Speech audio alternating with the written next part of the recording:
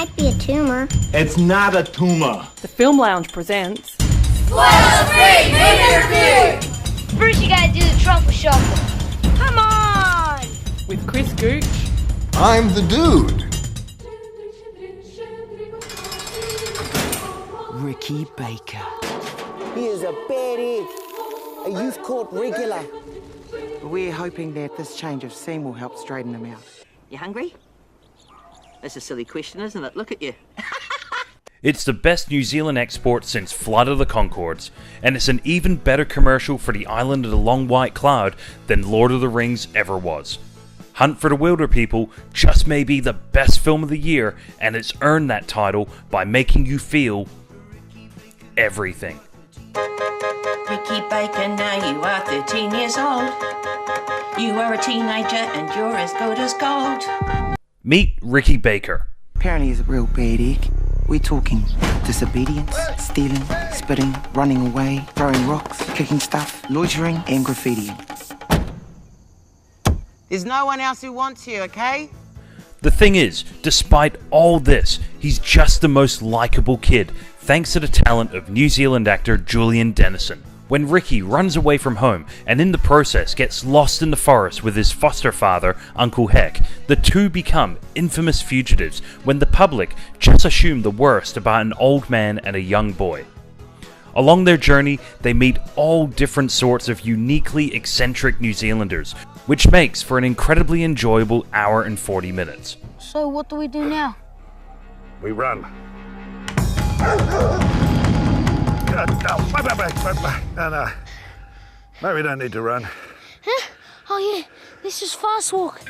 Now this may seem like a simple story, but what makes this so good is all the emotional layers that are filled throughout every element of the film. When you break it down, it's a story about outcasts trying to find their place in the world, and that yearning for belonging is just done in a way that is so relatable and meaningful. And throughout all these meaningful moments, you'll find yourself smiling the whole way through.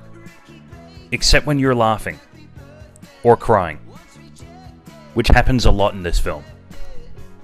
Faulkner is Caucasian. Well, they got that wrong because you're obviously white. Director Taika Waititi, who brought us other great films such as What We Do in the Shadows and Boy, keeps the cinematography and editing energetic in the same way Edgar Wright approaches his films. But Waititi knows when to restrain it and let us breathe in the emotions of a moment.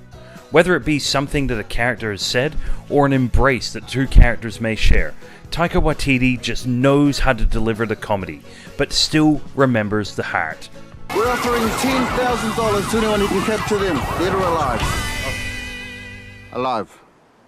They should be alive. Of course, directing aside, it's the talent of everyone on screen, no matter how big or how small their role may be, that keeps this film constantly entertaining.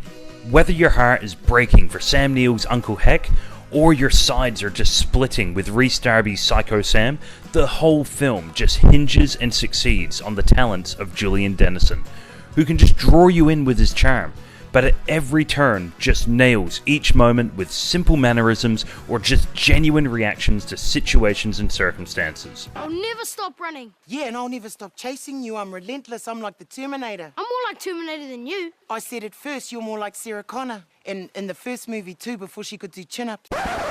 Overall, Hunt for the Wilderpeople is one of the best films of the year, because it really has everything.